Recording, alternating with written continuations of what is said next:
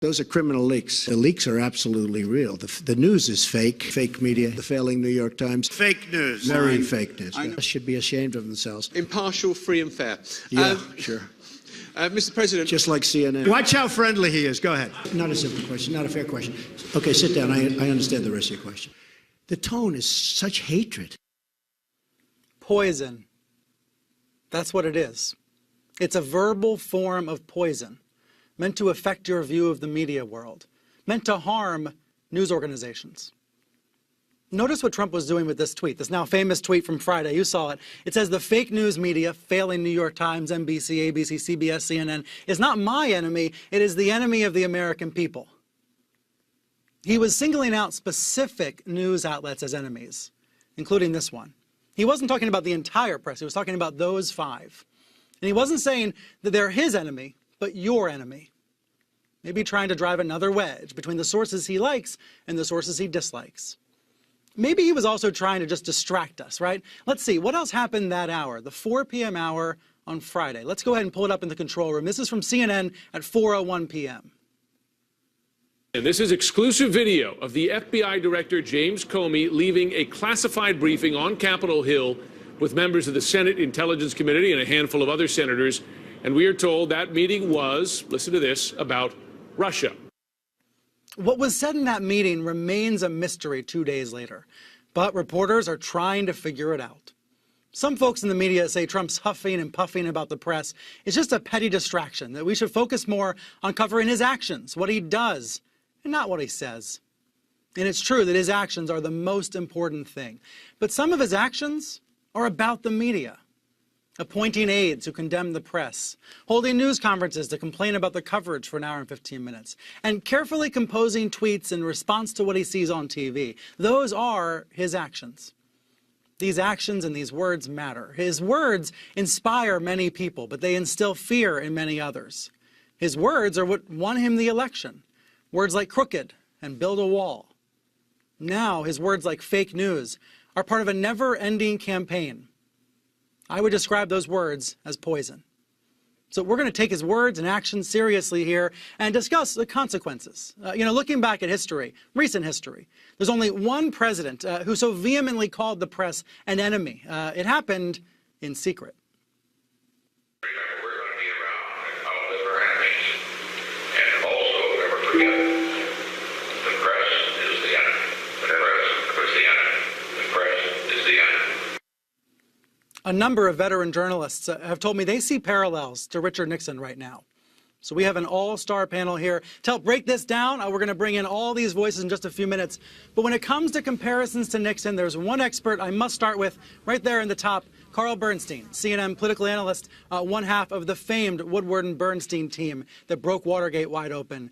Carl, Nixonian, is that appropriate? Is it a fair comparison to make 30 days into Trump's presidency? Trump's attacks on the American press as enemies of the American people are more treacherous than Richard Nixon's attacks on the press. Nixon's attacks on the press were largely in private.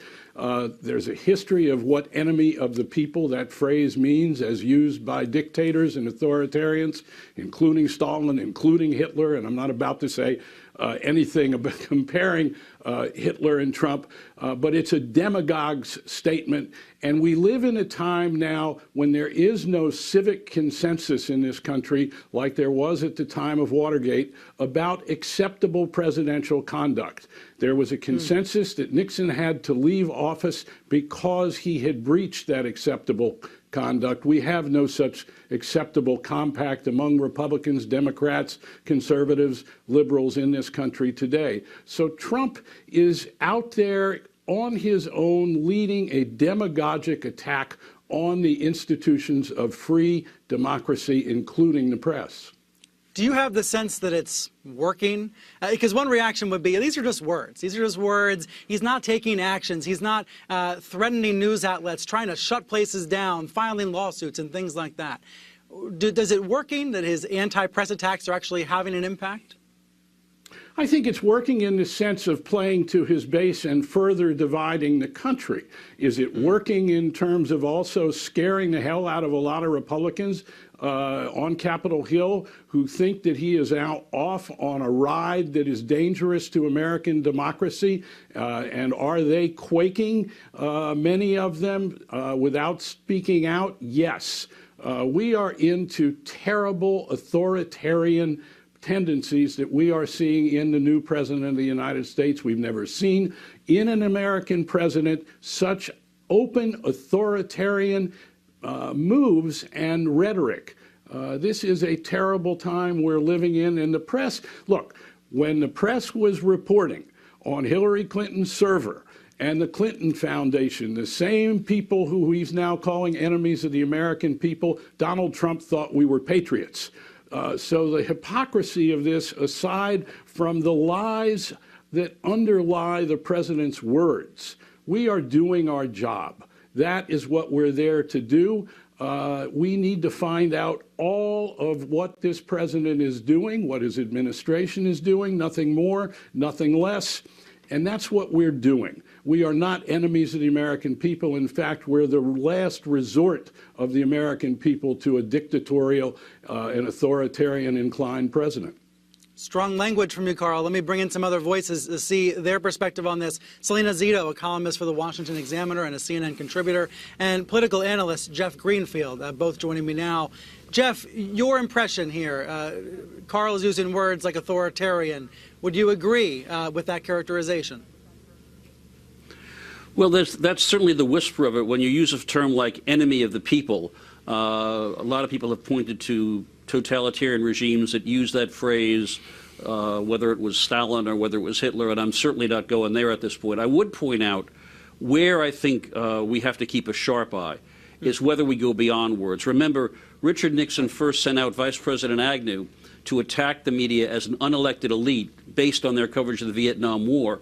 And more seriously, there were plans in the second term to use the government's power to do things like take television stations away from companies that own newspapers and challenge licenses. So what I think would be useful, rather than just focusing on the words, is to see whether or not this takes the form of action in which the power of the government, whether it's antitrust, tax laws, whatever, whether that's used. I mean, CNN is part of Time Warner, which is engaged in a huge merger effort with AT&T. Does the government oppose that on what might ostensibly be sound antitrust grounds, but are really doing it to punish Time Warner and CNN? That's the sort of thing I would like to keep an eye on. Past mergers like the AT&T Time Warner deal have received government approval. Trump, before Election Day, before he won the election, said he would block. He vowed to block that merger. At the moment, it is working its way through the regulatory process. These companies hope it'll clear by the end of the year. But what you're asking, Jeff, it's a giant question mark about what this administration will do with regards to the merger. It strikes me as something I've been saying privately, and I haven't said it on television. I think I probably should, which is that as journalists, I think we need to think about how bad it could get for the news media, meaning we shouldn't have a failure of imagination here. I hope that this administration does not go down the road of blocking licenses or auditing journalists and things like that. But we need to know what's possible and imagine what's possible and prepare for it. And certainly media lawyers are doing that. Selena, let me bring into this conversation. You were writing on Friday about Trump's enemies tweet. I want to make sure we're not going overboard, overreacting to what the president's posting on Twitter. So how did you interpret it? Well, I think we have two things going on.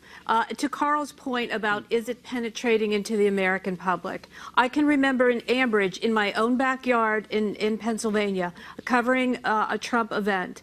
And I was on the phone with my editor, and a woman, elderly woman, she later told me she was 74, said, "Do you work for CNN?" And I said, "No, at the time I didn't." And she said, "Oh, well, that's good, because if you did, I would spit on you." I was like, what? You know, so that is penetrating into the American public because she believed that we were unfair and that we were deliberately trying to hurt her candidate. Having said that, Trump, I believe that Trump believes he needs someone, a straw man, someone to blame because there's not a Hillary Clinton out there. And we make the easiest foil for that. And our problem tends to be is that people believe we spend too much time focusing on what he says about us, and they would like to see us spend more time on what he's doing. Does that make sense?